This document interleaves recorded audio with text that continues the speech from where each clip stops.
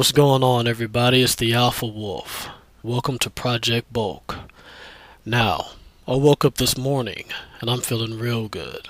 I mean, shoulder pain is just about gone. So I figure now is a good time to go ahead and start increasing the weight on my bench press. So as you can see here, 275 on the bar. Now, the reason I'm putting on 275 is because I want to get the body used to the heavier weight before I drop back down to the 225 for the working sets. So before I started this set, the guy next to me was like, "Hey bro, hey, do you need a spot?" And I looked at him and I said, "Motherfucker, I could fly. This ain't nothing but a warm-up." Just fucking around in the gym, man, having fun, man. I'm just happy my shoulders don't hurt and I'm back in the game.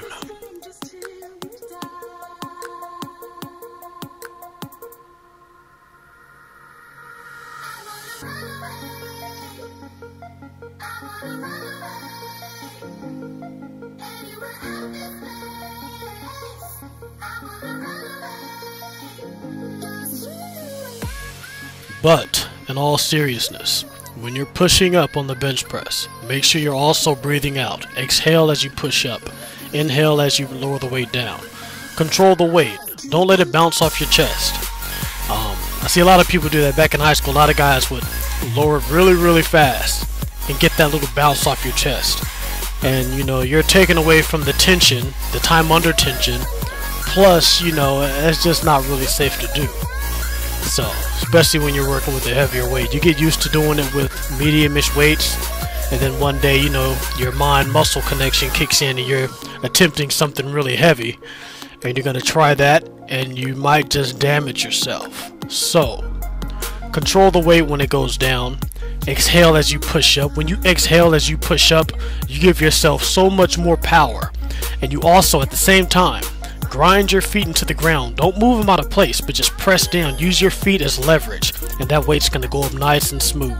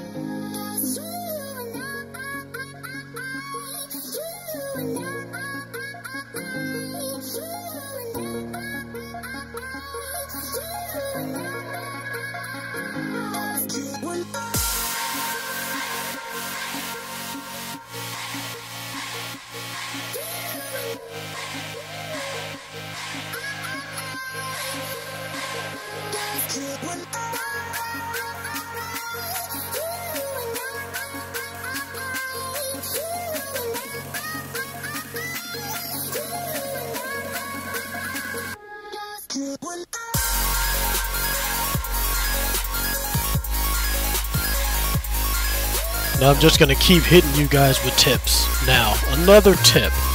When you unrack the weight from the bar, try not to hold the weight there for too long and think and, you know, meditate before you lower down and start on your first rep.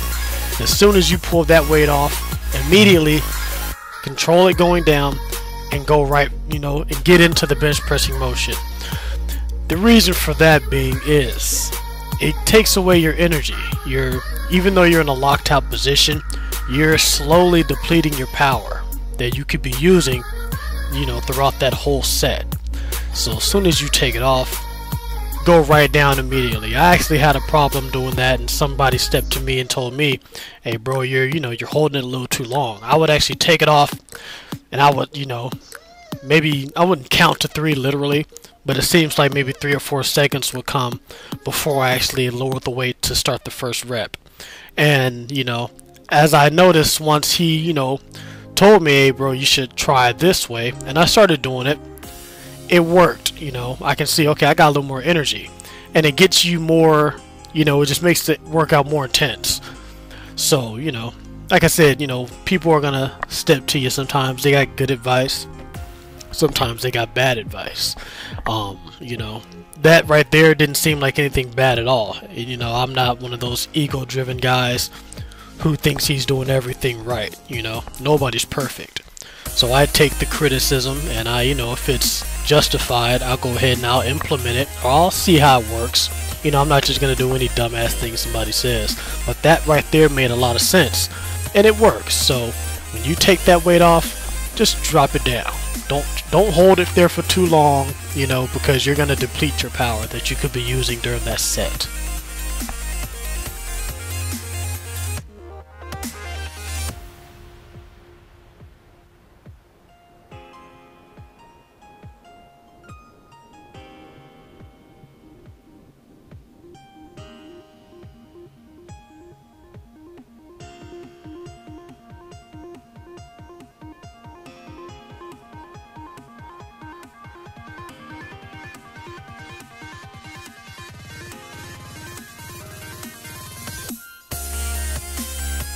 Alright, so I'm currently giving myself 2.5 to 3 minutes rest between sets, and the reason for that is because I'm going a bit heavier tonight.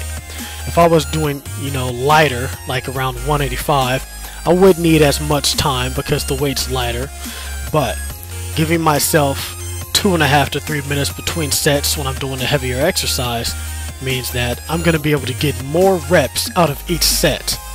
So, here's an example. With a minute to a minute and a half rest time between sets. The first set I'll be able to hit 8 reps. The second set you're going to drop down to about maybe 6 or 7. The third set you're definitely going to be around 6. The fourth set 5 or 6, and so on and so forth. You're basically decreasing the amount of volume that you're getting done. So you want to give yourself an adequate amount of time to be able to get the most reps out of each set. So now if I'm getting, with what's working for me is the 3 minutes between sets.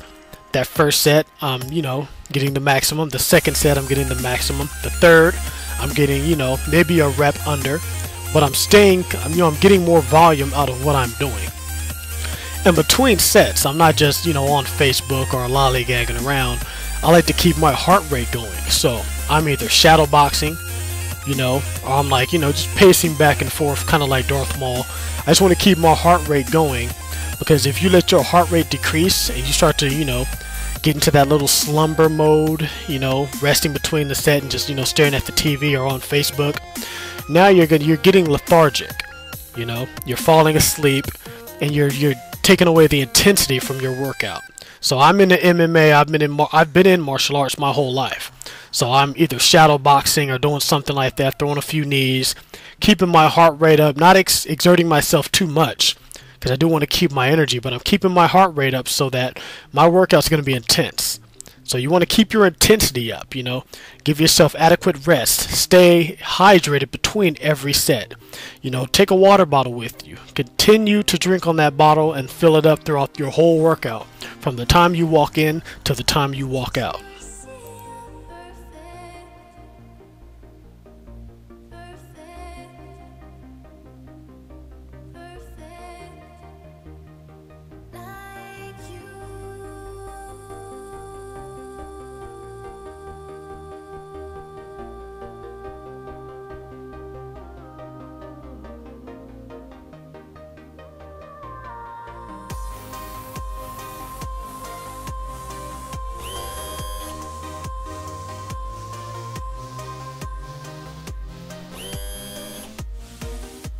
Damn, I don't know what happened right there. I was going for another 8 reps on that set, but didn't happen. Shit, I don't know if somebody walked by with kryptonite in their bag or something, but it drained me. So, but I'm not complaining. I got a good workout in, 10 sets at 225. I mean, shit, can't complain about that at all.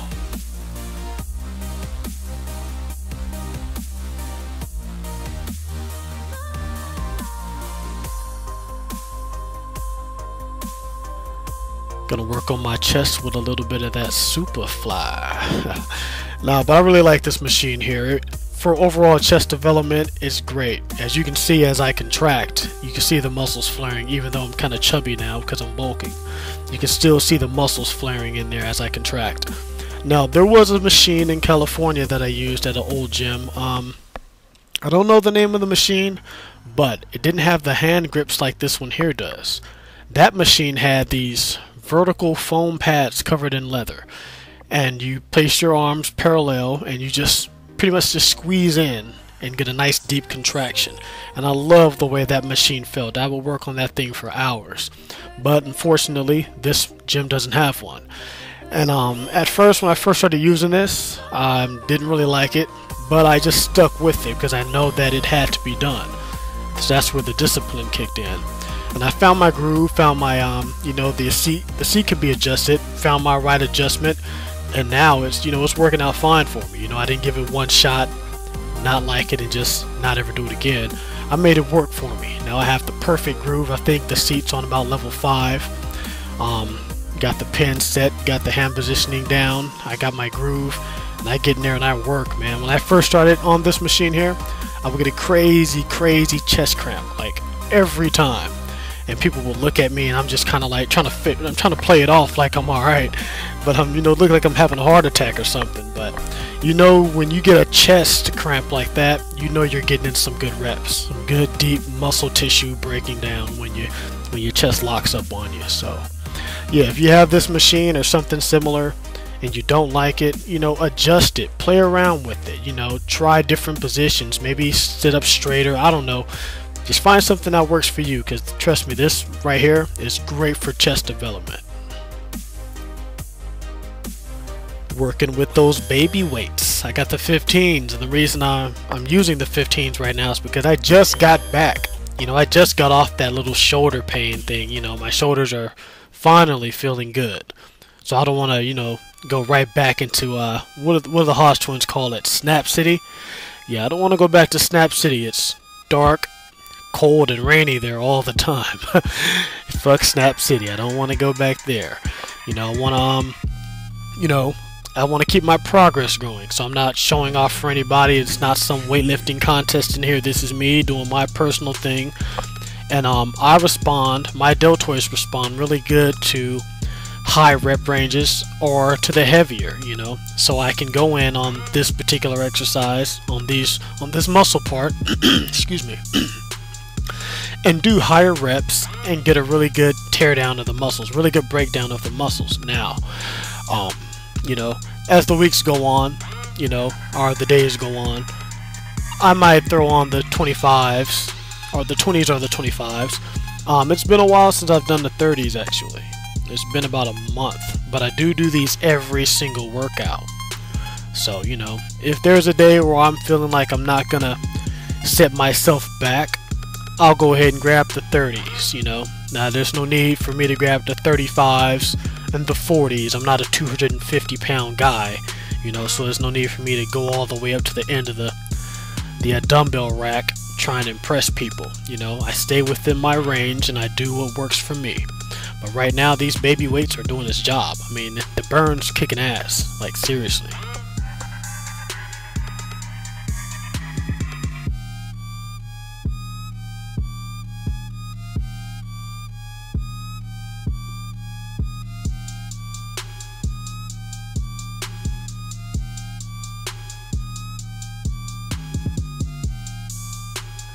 And like always, finishing off my workout with a little bit of imbalance correcting.